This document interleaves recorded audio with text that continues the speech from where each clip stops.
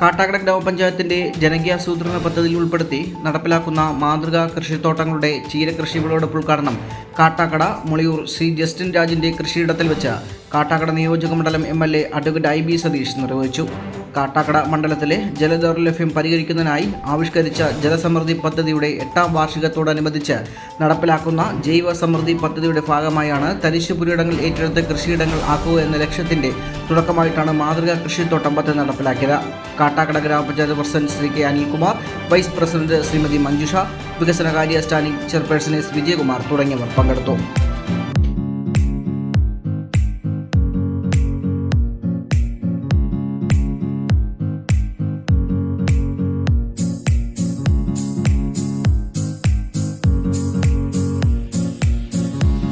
ഇവിടെ ബഹുമാന്യനായ പഞ്ചായത്ത് പ്രസിഡന്റ് ചൂണ്ടിക്കാണിച്ചതുപോലെ 2017 വറ്റാത്ത ഉറവയ്ക്കായി ജലസമൃദ്ധി എന്ന ആശയം രൂപപ്പെട്ടത്. ഇന്ന് 8 വർഷം പിന്നിടുകയാണ്. ജലസമൃദ്ധിയിലൂടെ നമ്മൾ മുന്നോട്ട് വെച്ചത് ജലസാന്നിധ്യം ഉണ്ടെങ്കിൽ നാടിൻ്റെ വികസനം സാധ്യമാകുമെന്നുള്ളതാണ്. സകല മേഖലയിലും വികസനത്തിന്, പുരോഗതിക്ക് ജലമാണ് അടിസ്ഥാന ഘടകം എന്ന കാഴ്ചപ്പാട് മുന്നോട്ട് വെച്ചപ്പോൾ പുരികം ചുളിഞ്ഞവരുണ്ട്, പരിഹസിച്ചവരുണ്ട്. പക്ഷെ ഇന്ന് തിരിച്ചറിയുകയാണ്. ഇവിടെ പ്രസിഡന്റ് പറഞ്ഞല്ലോ, ഹീരയിൽ നിന്ന് ഹീര സ്കോഷും ജാമും ഉണ്ടാക്കണം.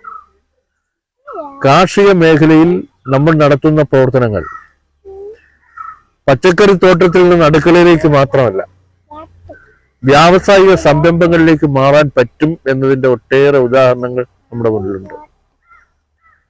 അതുമാത്രമല്ല, വിഷം പുരളാത്ത ജൈവ വളം ഉപയോഗിച്ച് ഉൽപ്പാദിപ്പിക്കുന്ന പച്ചക്കറികൾക്ക് ഇന്ന് വലിയ ഡിമാൻഡാണ്.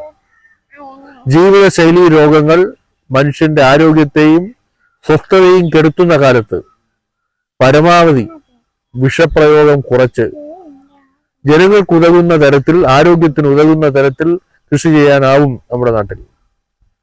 മറ്റു സംസ്ഥാനങ്ങളിൽ നിന്ന് കേരളത്തിലേക്ക് മലയാളികൾക്ക് ഭക്ഷിക്കാൻ വരുന്ന പച്ചക്കറി ഉൾപ്പെടെയുള്ള ഭക്ഷ്യധാന്യങ്ങളിൽ മാരകമായ വിഷപ്രയോഗം നടക്കുന്നതിന്റെ ദൃശ്യങ്ങളടക്കം നമ്മുടെ മുന്നിലുണ്ട്. അപ്പോഴാണ് നമ്മുടെ നാട്ടിൻപുറത്തെ ഇത്തരം കൃഷികൾ. നമുക്ക് ചില മുൻവിധികളുണ്ട്. കൃഷി നഷ്ടമാണ്, കൃഷി ചെയ്യാൻ ആളില്ല, കൃഷി ലാഭമായാൽ പോലും വലിയ ലാഭമില്ല. വലിയ ലാഭം തേടിപ്പോയ പലരും